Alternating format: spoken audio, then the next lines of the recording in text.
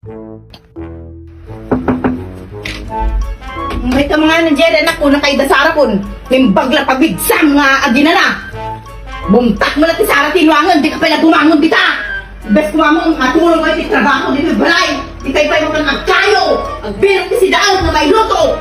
Basta latan, gakang kalayo nun niya, nga iti may pampay na dahil ka. Agin, ina na kayo nga bigatan, di kayo pala bumangon tal, Daon.